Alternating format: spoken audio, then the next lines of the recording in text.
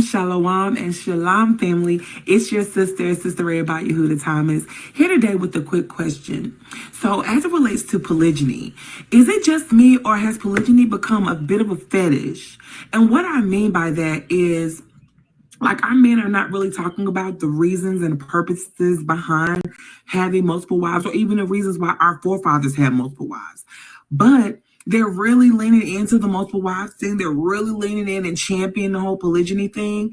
And it's like, but what is your reason for needing two wives?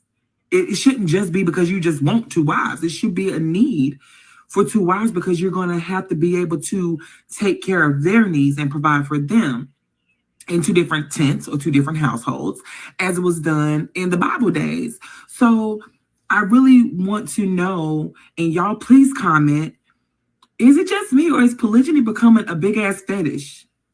I don't know. I'm literally coming and asking because I see so much talk about it. That's why I brought out the part about the fetish part. Just for some clarity. I brought out the fetish part because I hear so much talk about we can have multiple wives and the man's gonna be in the end days, a man gonna have 7 wives. Okay, but in the end times when 7 women cleave to one man, it's gonna be out of necessity. It's not gonna be because everybody want to have one husband. It's gonna be because we just need somebody to say, I belong to you. You're in charge of taking care of me. You with your land and your houses and your crops and your. So, like I said, I'm not against polygyny. I'm just literally ignorant to certain things. And as my brothers, I need you guys to educate me, especially the ones of you who understand, ascribe to, or live in a polygynous way. I would love for you to educate me because it seems as though, from what I've seen across social media, is that it's very fetish. And by we, I mean we as in the daughters of Zion, not we as in like I'm included because I'm married. I'll praise to the Most High. So, not me, but as in I know I want to know because it seems to be just a big fetish. It just seems like, something that's really more so based on what kind of physical gain you can get from having 2, 3, 4 wives. Maybe I don't know what else. I'm not going to put things out there because I don't want to put things out that's not true, that I haven't actually heard or seen. But like I said, it seems like from the outside that it's more so about the man being able to have access to more than one vagina and do it lawfully under the Most High. Not saying that that's bad either. I'm just saying, what is the reason why you need 2 wives and how can you love multiple wives as you love yourself as a husband supposed to? And brothers and sisters, please be sweet. Please be nice in the comments. I'm going to say this one time. I know I don't know how well it's going to go over, but everybody's not for everybody. Raya is definitely not for everyone. If you pass any of my content and you don't like it, keep scrolling, keep swiping. Don't stop, listen, and comment on my stuff because you're going to get blocked, deleted, and all of that. I'm not for that. I'm about shalom. Shalom. So brothers, sisters who are in polygynous relationships, y'all chime in. Of course, brothers, sisters who are not, y'all chime in as well. Is it a fetish or is it love? Is it, what is your reason behind polygyny? And is it more than just, I'm doing this because I can? Is this literally a movement of love and being cohesive? Hey, that's you, that's me, and that's her, our sister wife. Now we all pay mortgage, 25, 25, 25.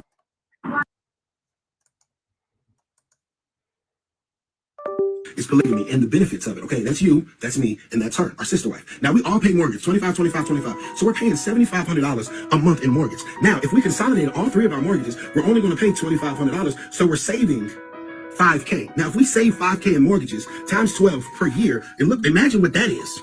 What is it, 60,000? That's $60K per year that we're saving in mortgages, right? So we got $60K right there. Now, let's talk about childcare. You got $2K per month. I got $2K per month for my kids. She got $2K per month for her kids. Now, this is $6K that we're paying in childcare. But the fact that we're all together, all working cohesively, guess what? This is now profit. Because when she's at work, you're watching the kids. When you're at work, I'm watching the kids. When I'm at work, she's watching the kids. So now this is $6K per month that we're doing times 12. Let's do the math. A whopping $132K. That's That's the benefit of us working together. You saying 3 incomes, put all the money together. We're consolidating all resources, all money, all knowledge, and our kids, all your kids have a father figure, her kids have a father figure, my kids have tons of nurturing, and you can open up a business and buy a real estate property every year. Okay. By the time we stay together for 5 years, we're multi. And that's the benefits of polygamy. Because if not, we can just keep on everybody just working themselves and spending their whole check on rent and on childcare. All you have to do is turn down your ego. And what's going to do is it's going to turn up your profit. It's going to turn up our love. Shalom, shalom. First off, give all praise, honor, and glory unto Yahweh, Bahashem, Yahweh Shai, Bahashem, Rakakadash, giving double honors to the apostles and the elders of GMS. Salutes and honors to the elect, all the brothers across the 4 corners who are enduring in truth and sincerity, all the men and the women who follow. This is the brother Kratazah from the GMS Nebraska camp, coming back at you with another lesson through the spirit and power of Yahweh Hashem Yahushai. This one being entitled Multiple Wives in the Modern Day. Now, going back to the first video, we seen this lady, which you can tell she's a basic Israelite, and probably about it, she's very out of order. You can tell she's basic based off of her name, Raya Bat Yehuda, right? Which this is like the Jewish way of saying daughter of Israel, because it should be Bath Yahawada, right? The Hebrew word for daughter is Bath, which would be a ba and a tha, but you would take the a sound off of it, so Bath Yahawada, right? So going back to what she was saying, is it fetishized? What's the reason behind it? To be honest, so she put this to the congregation. She wanted the brothers to tell her or to ask her or to answer her question. What's the game behind polygyny? Which he answered so very eloquently, but let's go back to the scripture, because the scripture says 1 Corinthians 14:35. And hold on, should we start up on this? Let me see. Oh yeah. 1 Corinthians 14:33. It says, "For the Most High is not the author of confusion, but of peace, as in all churches of the saints." Right? So that there's no confusion. The Most High is not putting out a spirit of confusion, right? Everything's supposed to be done decently and in order. It says, "Let your woman keep silence in the churches, for it is not permitted for them to speak." So why you got a Israelite YouTube channel? Because you want to be a celebrity Israelite, a celebrity female Israelite. You want to be a Yahana, Al-Azhar, but for the women. That's what it is. She had, and I just did a little bit of research on her. She has her YouTube channel. That's what she wants to. She wants to be a figurehead, a woman figurehead for women in this truth. But she's doing nothing but showing them how to go off. Look at her. She's questioning her man and teaching other women to do so. What the scripture says? It says, "Let your women keep silence in the churches, for it is not permitted for them to speak, but they are commanded to be under obedience." Right? Can we get this word obedience? It said the law, so let's get this word obedience.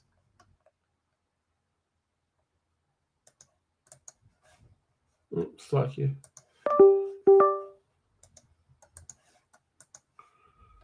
Which is Strong's G5293. Huptastaso says to arrange under, to subordinate, to subject, to be in subjection, under the rule. All right, you are under the rule of your husband, right? So let's get that word in the etymology.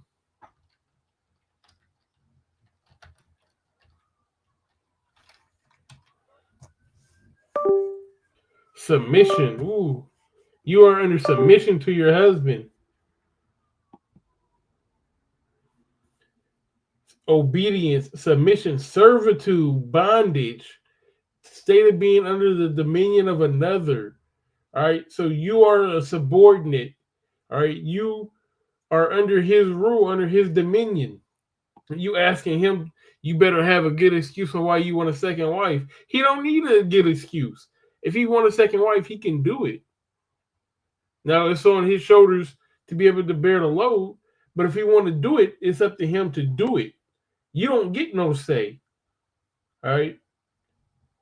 A pair of shoes can't tell me I can't wear sandals on a hot day. All right. A coat can't tell me I can't wear a hoodie on a brisk day. A pair of ankle socks can't tell me I can't wear, the long Mexican socks, on a cold day. And that's what a woman is. You're an accessory. All right, what did it say?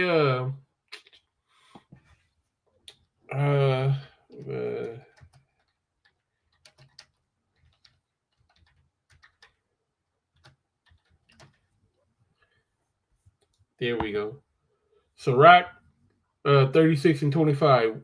Where no hedge is, there the possession is spoiled, and he that have no wife will wander up and down mourning. Right? You are a possession as a woman, as a wife. Or you are our possession, which is why you're subjugated, which is why you're to be obedient, which is why you're under the rule, all right, of your man. Let's go back to the scripture because it had a little bit more to that. Because it told her to told women in general to keep silence in the churches. So you off by even asking this question. Why? Because the scripture says, and if they will learn anything, let them ask their husbands at home. So that's your answer, truly, at the end of the day. You want to know why? Ask your husband. And if he tell you that he don't need no reason to give you, we about to get a sister, you about to have a sister wife, and God damn it, you about to have a sister wife. But this bucking up, you can see the little attitude in her, and that's typical for the end up.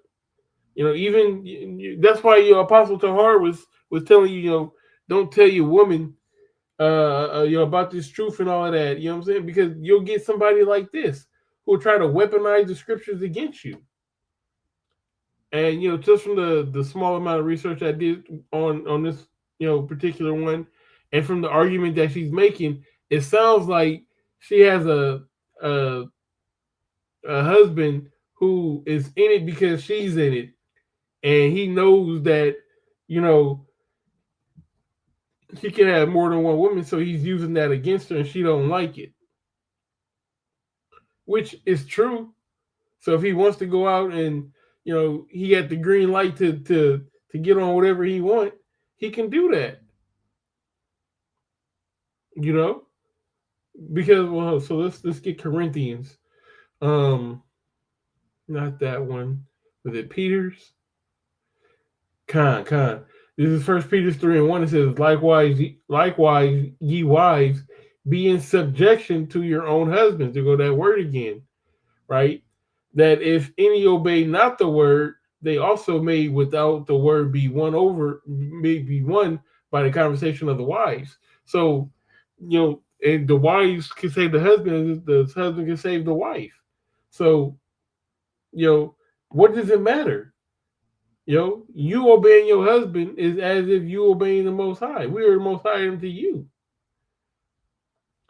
1 Corinthians 11:3 says, but I will have you know that the head of every man is Hamashiach, right? And the head of the woman is the man, right? So we are as Yahushua is to us, and the head of Hamashiach is the Most High, right?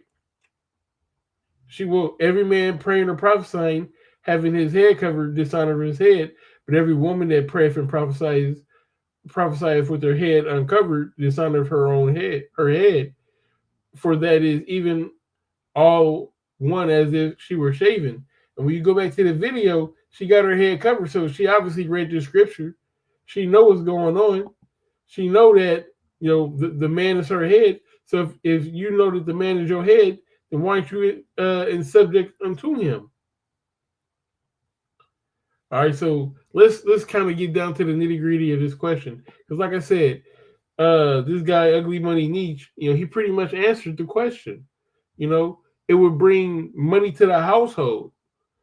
In the modern day, this would be the benefit of it, because we're not in the fields, making crops and raising farm animals and things of that such. But we go to work, and if you got this is probably like a bigger city numbers. I'm here in Nebraska. Rent's not $2,500, but rent is about $1,400, $1,500. So probably put it on a smaller scale. So if we take everything that he said and maybe cut it in half, childcare about $1,000, and rent about $1,500 or so. So let's just pull up the calculator.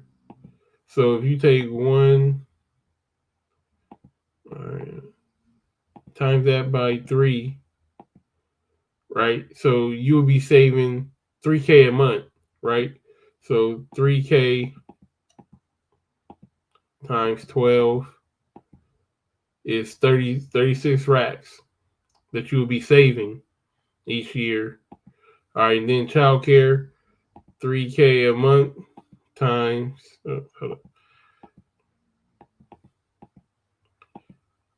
times 12 is another 36. So we times 36 times 2, and that's $72,000 a year. And this is just the Nebraska version of the numbers that he came with, which is still really good. If you had an extra $72,000 a year, then what could you do with that? You can invest in businesses. All right, you would have everybody will be good. Everybody would be good. But like you said, you would have to turn down your ego to turn up the profits and the love. And she mentioned, how can a man love more than one woman? Yeah, because men aren't built like women. Women are made for one man. That's why women have one opportunity to get pregnant each month, while they're still young. But men, why did the Lord make it so that women, become barren at a certain age and they go through menopause and stop? But a man at that same age is still able to produce children. Ask yourself that. If we're supposed to, meet young and grow together and all of that, when you're able to not have kids, why am I still able to have kids? Because the Most High made men different. He made women a certain way with feminine traits, and he made men a certain way with manly traits or more masculine traits. So if a man wants to have multiple wives, he's going to have multiple wives. All right. And like I said, in a modern sense, this would be the best way to do it, in my opinion. And ultimately, in the ancient world, having children was a moneymaker unto the family. So if say a man says, well, I want 12 children. Jacob had 12 children. One woman's not going to give you 12 children. Maybe she will, but I'm pretty sure she would like some help with it. It'd be easier, if 2 women gave you 6, or 4 women gave you 3. And then what you can do with that, you could put all of them to work, in the ancient world. Put all the kids to work, and now you have, a system to build up the whole family because everybody's working. Some of them are working the field. Some of them are tending the animals. Maybe somebody has a special gift or talent. Metal work. Things of that nature, and everybody's contributing to big up the family. All right, so let's grab this real quick. This is Psalms 13:9 or 113:9. It says, "He maketh the barren woman to keep house and to be a joyful mother of children. Praise ye the Lord." Right, because the praise of a woman or the joy of a woman is in her children. And if a man wants a lot of children, one woman can't cut it. Even let's just break it down to the regular household duties. You know, if if you gotta cook and clean, the whole house or whatnot, and go to work and do all this, you're gonna be tired, right? And then you don't want to give the man no, what I'm saying, you know what I'm talking about. And then what? He gonna go out and get it on his own anyways. But if you bring it's all about the partnership. Like he said, if you bring that second woman into the situation, now guess what? You ain't got to clean everything. You ain't got to cook everything. We all taking turns. We're all building up each other, and we saving money. All right, but it's not all about you, and it's not all about me either.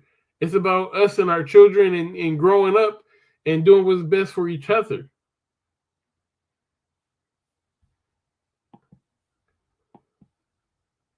Yeah, so oh yeah, that's what I wanted to get. Let me see, what's this?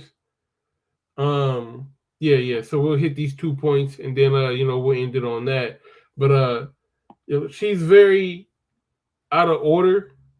And she doesn't like reproof, or she can't take accountability either. Because like I said, she's totally out of order. And she made the statement, don't come on here commenting this, that, and the third.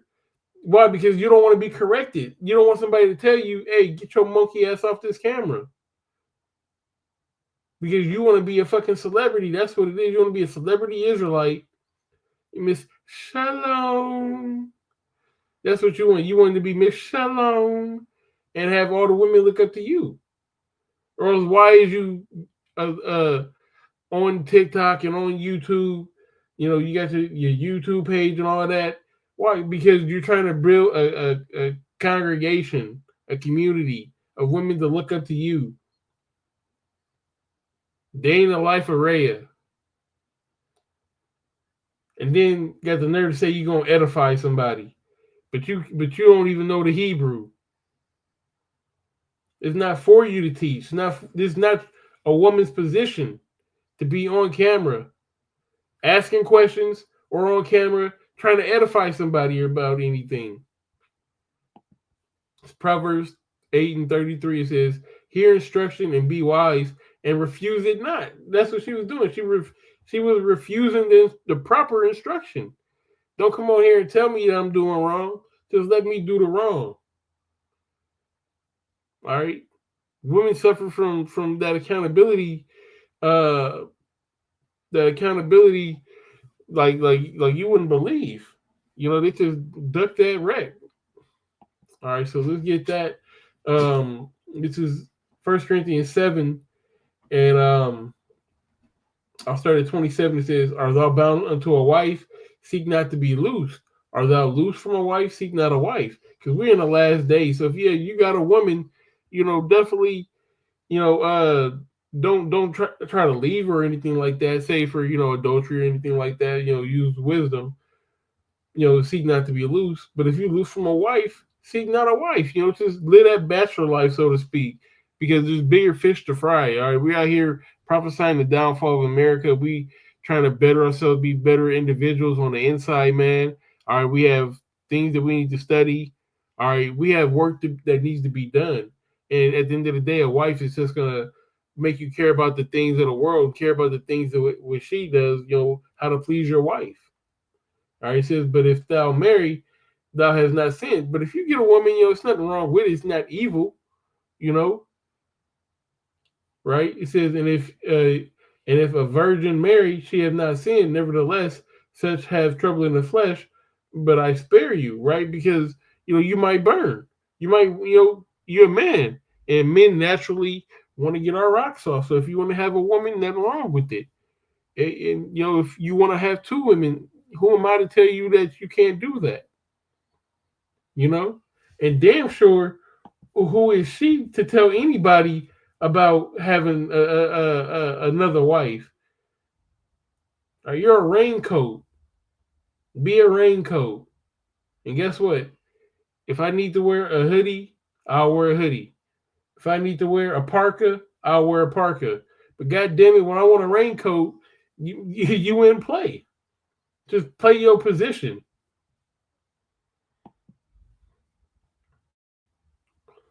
It says verse 29. But I say this, brethren, the time is short, it remaineth that both they that have wives be as though they had none. So even if you got a wife, if you don't got a wife, keep in mind that we are at the end of this man's kingdom. The Lord is coming back soon, and this ministry is the number one job and the number one focus. So maybe having two wives isn't the best decision. I can't tell you not to do it, but if you are doing it, you're putting more on yourself to make sure that you keep the ministry first. And that's really having multiple wives in this modern world, or this modern day. With that being said, Lord, this was edifying. And, we give all praise, honor, and glory unto Yahweh, by Hashem, Yahweh Shai, by Hashem, Rakar giving double honors to the apostles and the elders of GMS. Salutes and honors to the elect, all the brothers across the four corners who are enduring in truth and sincerity of the men and women who follow. Shalom.